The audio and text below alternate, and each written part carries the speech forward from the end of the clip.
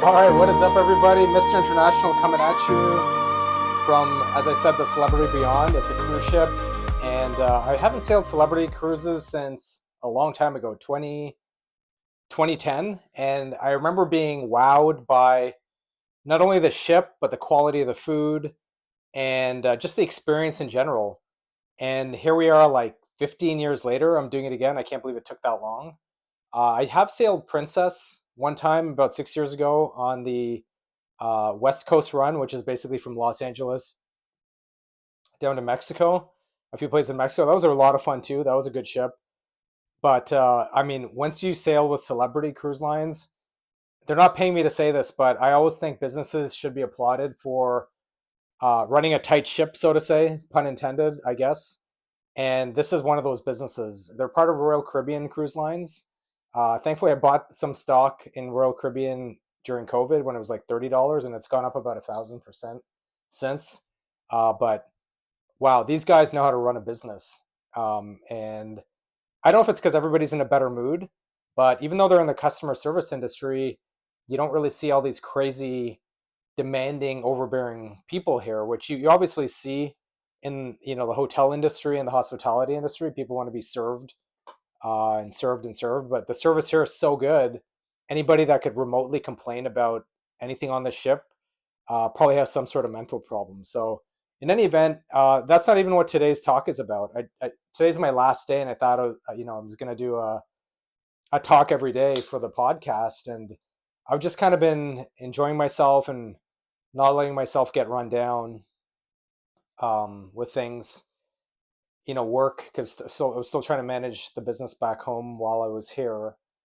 And it was a successful week. Today's probably my favorite day because it's a Saturday, so I'm absolutely not working today, and it's also the last day. So kind of like anything in life, when it's the last day, it's like this farewell, and you get to reflect a little bit more, and everybody's in an extra better mood because it's just like the final day. It's kind of like the last episode on a TV show, if you will. There's like this kind of like finality to it, and you get to reflect a little bit. So it was interesting today because I did have some struggles this week where I was feeling kind of like intense, which I do not like to feel on a trip, but it's because work things came up and I felt pressured and I felt rushed. And I've learned that my couple of my triggers are, one, when there's like this sudden deadline dropped on me, and two, when that deadline puts me in a rush and there are other things going on simultaneously that I have to take care of, because now my brain is like trying to manage doing something in a compressed amount of time while simultaneously handling, multitasking, if you will. I used to be okay with it, but now when I'm on a trip, for example, I just want to be left the F alone to detox and to feel peaceful. And no longer, maybe it's getting older, perhaps wiser. No longer do I have the patience to be switching gears back and forth from relax to let me do some intense work to relax to this needs to be taken care of right away to relax. There's no such thing. It's like being in the middle of a war zone with bullets, whizzing by you and saying, "Oh, just be peaceful by meditating." Those two things cannot coexist. So with that being said, I just kind of I had a little bit of a couple of moments today where I was at the watch store, and I kind of love watches. I always have. It doesn't mean I go out and spend a lot of money on watches and have a huge watch collection. I don't. I'm kind of like the guy that loves cars, loves looking at expensive cars and exotic cars, but it doesn't mean I own one. It doesn't mean I plan to buy one. But doesn't mean I also don't like watching. No pun intended. Again, today's the day of puns, apparently. But I went to the watch store, and it's fun because they have all these watches that I don't usually get to peruse and look at back home. Now, certainly we have every brand you can think of, more or less, back in LA. But I never really get the time to just like go into the store and try them on. And the salespeople here are so cool. I had a chance just to hang out and look at them. So I finally had some alone time, and I went into the store, and it was fun. Like, I didn't have stuff hanging over my head. I didn't have to be anywhere. I didn't have to worry about anything, and I could literally feel my body chemistry changing because all of a sudden I could just focus and enjoy the moment. And I think that was the biggest takeaway, because all these years of practicing law, with some exceptions on some of my trips, I don't know if I could ever fully, well, certainly sometimes, that's not true like Shargao, but there are a lot of times where I just felt like I couldn't fully enjoy the moment because I would get a text message from some client after I told them 50 times not to text me, or I'd get some email with some emergency. And I always felt like there was part of my soul and part of my being that was, being suffocated by uh, this intense work. The work I do is intense. It's rarely somebody needs something and then, oh yeah, I have 2 weeks to handle it. It's almost always some, emergency. So it was wonderful to go in the store, and there's this great guy from Colombia that works the watch store, and I wasn't going to buy anything. These Breitling and Hublot watches that are, range from 10 to 45, probably more than that, $45,000 watches. But I just wanted to go and check them out. Why not? And he took so much time with me to explain everything, and we had a great conversation about watches in general. He's like, "Hey, do you want anything to drink?" And I said, "Okay, well, I'll have something to drink." And he, like, instead of pouring this tiny little cheap shot of whiskey, he gave me this huge glass of it, and he started laughing. He's like, "I know it's a lot, but let's have fun." So, mind you, that could be a good sales technique to get the client drunk before they make a huge purchase. But anyways, we had a really good conversation, no rush, and it was fun watching. I felt fully immersed. And this podcast isn't about watches, but it's more about just being in the moment. And it was interesting. I knew I was really relaxed when it almost makes me want to cry, like, thinking about it. But I was talking about how expensive those watches were. One of them was like, the Breitling was like $7,200, I think, US, and the other one was, I think, $25,000. And it was funny because he said, uh, you're on a vacation. You know, some people just, they want to buy something because you should just enjoy life and enjoy the moment and things like that. Of course, if you put yourself into a big hole of debt, then you don't get to enjoy future moments. But notwithstanding that, these simple things that you've heard 100 times before, thousands of times, about enjoying the moment, they can suddenly mean something to you in the right moment, because you hear that all the time. Oh, just live life, be happy, enjoy the moment. And when he said it in that moment, or in that instance, it really hit me, because it triggered all these thoughts of how all the moments I didn't get to enjoy because I was always suffering to a degree in my work. And I wasn't enjoying a lot of life because there's a portion of my brain that was always connected to everybody else's problems. Yesterday was a good day in many respects, because I had a really problem client who had duped, my opinion, well, forget opinion, the client had duped me. She had lied to me, in my opinion, purposefully or not. Maybe she was playing dumb, maybe she wasn't. I don't care. The result is the same. She lied to me about her assets, and I had to file a bankruptcy for her. And so she told me she didn't own anything. I told her, okay, well, if you don't really own anything of significant value, then there shouldn't be a problem filing bankruptcy for you. So you can therefore stop paying your creditors and we'll get the bankruptcy process started. Lo and behold, 4 or 5 months later, when she finally sends me the actual paperwork I need, she conveniently forgot to tell me about tens of thousands of dollars of annuities that she owned. And I thought it was rather silly, because it's like, if you have all these assets, you're no longer a really good candidate for bankruptcy, because you can now risk losing your assets to the bankruptcy court. And of course, now I had to go into this, twist myself into a pretzel legally to figure out, well, how do we solve this problem now? Which, had I known all this beforehand, I simply wouldn't have taken the case. And of course, now the daughter gets involved, and they start bitching about, well, why are we you put us into this hole because, you had to you told us to stop paying creditors, this and that. And it's like, dude, you always owed the money. You came to me to file the bankruptcy, number one. And number two is, you lied about what you owned. So they had put themselves into a deeper problem, but now blaming me, which is why I've kind of stopped doing all this bankruptcy nonsense, because you kind of deal with people that have mental issues.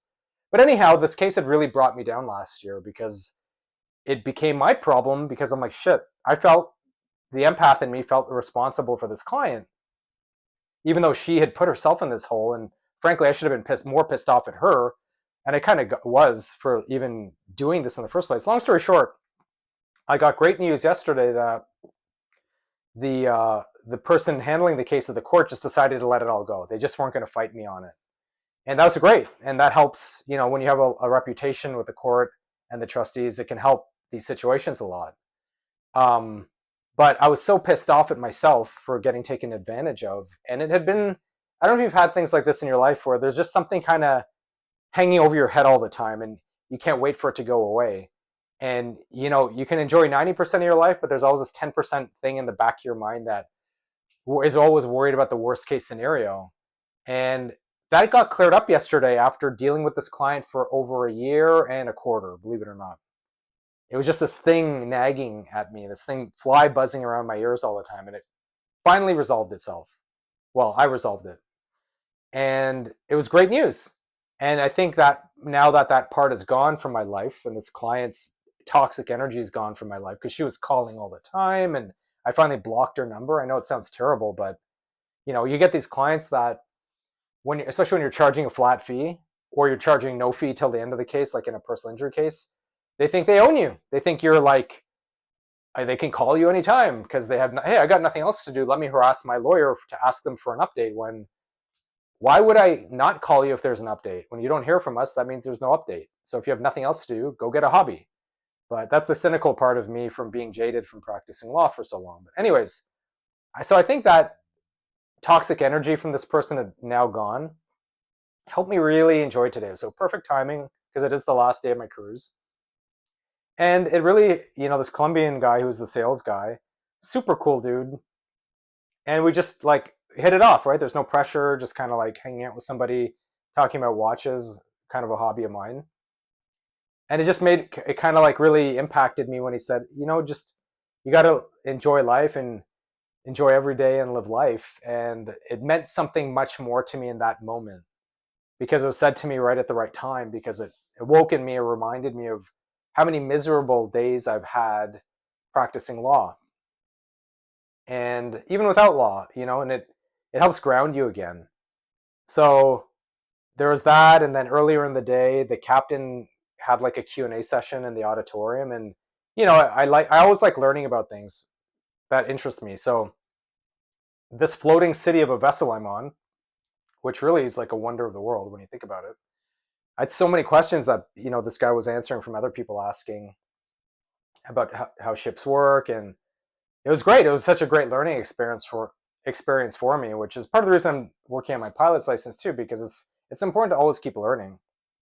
And so this trip really was a good trip. I was reluctant to go a little bit because it's right out of the new year and I have a lot of work going on right now, but I think it's a good start to the year because it's kind of reminding me of how I need to keep grounding myself and live my best life, not all year, but throughout every day and just take it one day at a time. And I met some amazing people on this boat. There's a heavy Indonesian contingency of people and Filipino people, which, my favorite people on earth, just super kind. I met this young boy that does the pizzas every night. And it became a nightly thing for me to go grab a slice of pizza. And you can tell it's just a hardworking guy. Everybody's so happy and nobody's acting. People are genuinely just happy to be here. I'm sure they don't get paid a lot. Maybe some of the higher ups do, but they're just in a positive environment. And you need to do that for yourself. You need to figure out a way to put yourself in a positive environment. Practicing law in the areas I've practiced has been it's been a freaking war zone, frankly. You deal with insanely unreasonable people. They think they know more than you, so why hire you? But they want to argue about things that they have no, knowledge to argue. So it makes your job tough. Even my partner the other day said, we have some great cases, but terrible clients because they get in the way of their case, and the key is to not let that affect you. And how do you not let it affect you? Because you're dealing with people that are kind of nuts. And if you've ever dealt with somebody nuts, you see, unfortunately, people that are out in the street that might be homeless. I hate ever calling them homeless probably the vast majority of these people that live in the streets have mental problems. And maybe the clients I have aren't homeless, and thankfully, but doesn't mean they don't have mental problems. And you're just a regular guy trying to help them, but they still have mental problems that you have to navigate, and it makes the job exponentially harder. So, it's not the greatest environment. So this year I really want to work on how to navigate these really difficult people without letting them bring me down, which has been a common theme throughout the many years I've been practicing law. And so I advise you, maybe in whatever work you do or whatever you're doing in life, even if you're not working, to try to put yourself in the best possible environment you can. Being on a cruise ship is fantastic. Everybody's in a great mood all the time. Everybody's super courteous, at least on this ship. I can't say if I didn't go to like one of these monstrous ships like one of these giant celebrity ships, or even the Royal Caribbean ship that has roller coasters on the roof. While it looks cool, as I've read online, the problem with those ships is the crowds and all the kids. And nothing wrong with kids, but when you add crowds, just like you see in dense cities like Los Angeles, people start losing their mind a bit because people kind of get into the survival of the fittest thing. So now people are shoving in lines, and they're long lines, and you don't go on vacation for that, right? You go there to be peaceful and enjoy your trip. So this has been a fantastic trip for me this way. Everybody's very courteous, a bit of a slightly better upscale, I'm guessing, clientele, but that extra investment in the cost of the trip pays so many dividends because the food has been, I don't even describe, I thought I've eaten at the best places, even though my favorite places aren't that expensive. And I've always been disappointed by these high-end restaurants because I've almost never eaten at an expensive restaurant and come away thinking, oh, well, I got what I paid for. That, $100 meal was well worth it. Never, right? For me, I'm a $10.99, three-course meal from Chili's guy. That's delicious to me, although unhealthy. But here, you're eating at these kind of 5-star restaurants on the boat, and you're like, wow, this food was blowing me away. Breakfast, lunch, dinner, and even supper. And it's just fantastic. So I won't ramble on too much, but if you do have any questions about sailing, going on a cruise, I should say, hit me up. This one left out of Miami. I went to Puerto Plata, Dominican Republic, St. Thomas, and then St. Kitts.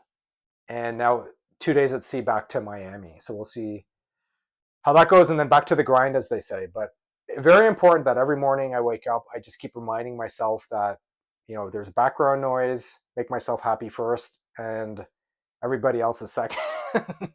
So that's my podcast for the day. I hope you guys have a good one. And hopefully you can subscribe and like the channel and follow me or whatever. You can find me at Internatianil on Instagram. That's INTERNATIANIL. So International, but spelled with an A towards the end. And I'll see you guys around. Thank you.